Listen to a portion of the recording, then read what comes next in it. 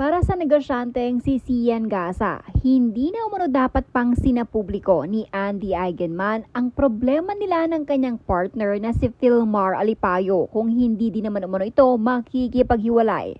Dahil para kay Sian, kahihiyan ni Philmar ay kahihiyan din umano ni Andy at nagmukhang tanga umano ito sa ginawa niya.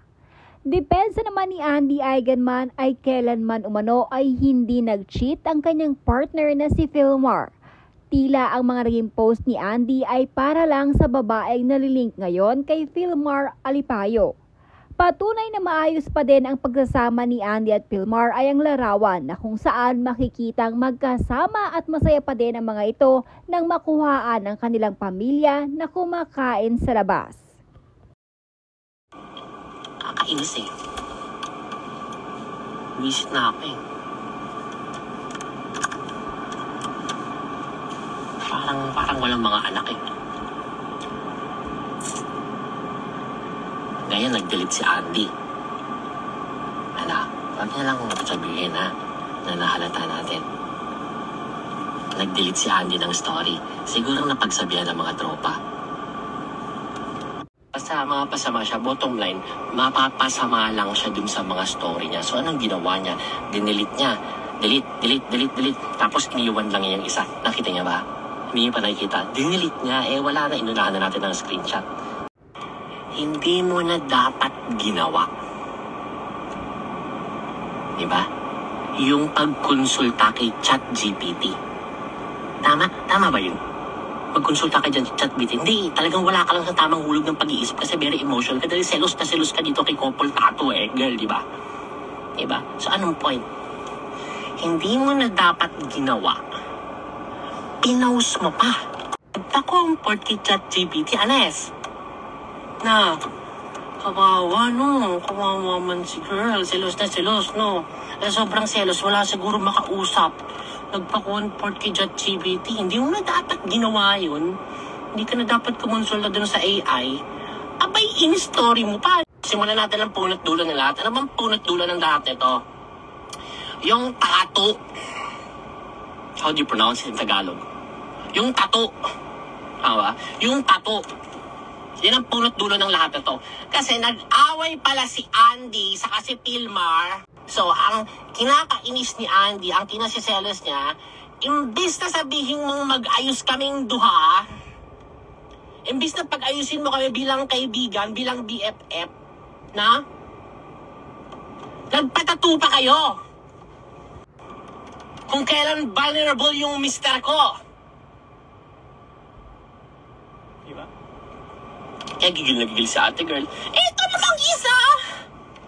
Ba't ka nagpapakopol tattoo sa kaibigan mo? Ano yun? Buti sana kung boy to boy. Kung BFF mo talagang solid eh. Tapos magpatato kayong dalawa sa braso niya eh. Walang problema doon. Kaya lang, Brad, babae yan. Ginagawa mo.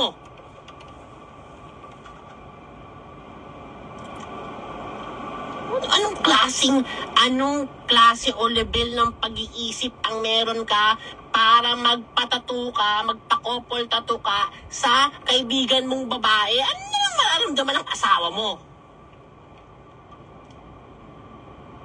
Hindi ka nag-iisip ba? May mga anak pa man din kayo? O baka ito na yung dahilan mo ito na yung pinaka-way mo para maka-exit ka sa relasyon na yun dahil busit na busit ka na rin dun sa isa. Feeling ko naniniwala ako na hindi ka ganun kasyunga. Feeling ko may purpose to, na para once and for all, hiwalayan ka na nito, magkalintik-lintik na, magkagulo na kayo. O eto na, eto na. Siyempre, visit ka.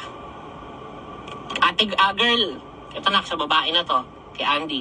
Siyempre, busit ka. Kasi yung mister mo, merong couple tattoo doon sa BFF niya na babae.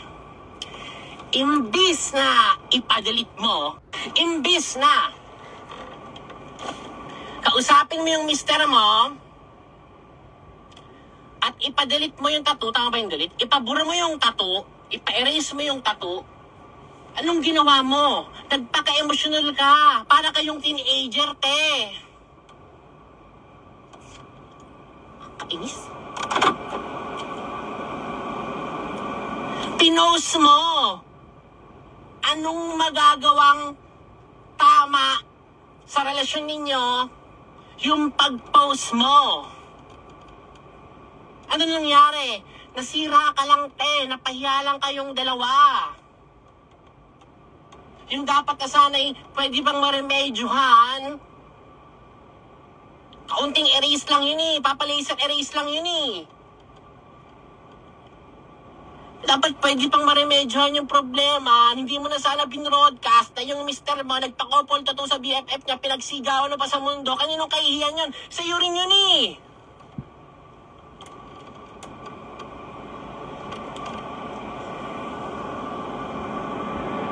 Eto na. In-announce mo na nga. Nainis ka, nagpa-post ka, oh. Nangyari na ang nangyari. Okay, given na yon, oh. Ngayon, what's next? Sana, inayos mo yung post mo pagkagising. O, anong ginawa mo, te? Inuna mo pa yung ChatGPT kausapin eh. Kakainis. Kakagigil. Kakapanginig ng laban, nakakapikon. Imbis na ayusin mo, isettle mo kasi naging emotional ka kagabi. I-correct mo yung mali mo kagabi. Anong ginawa mo? Dahil kinausap mo yung ChatGPT, kinausap mo na nga yung ChatGPT, yung AI, pinost mo pa. Kakainis eh.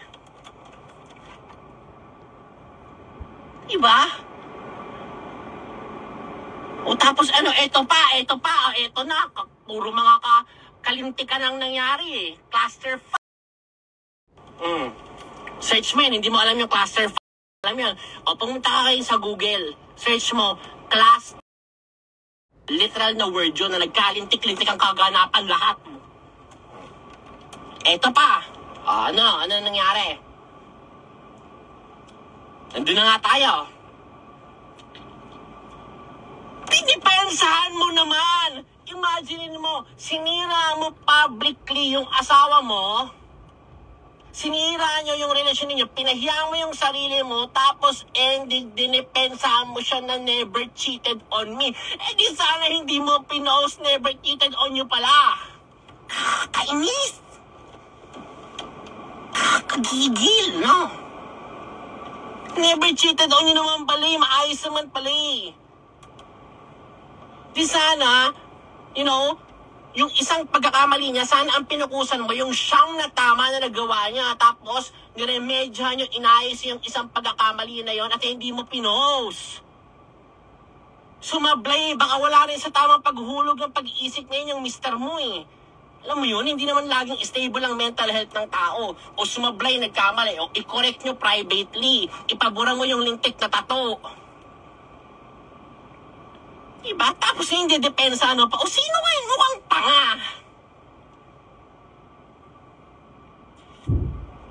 Inis. Diba? Abwisit eh. Kikigil ako. Sino nga yung mukhang tanga? Ikaw!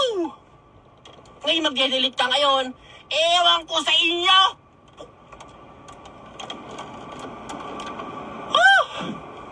Kakapang init ng ulo. Okay. Yun na yun, nailabas ka na.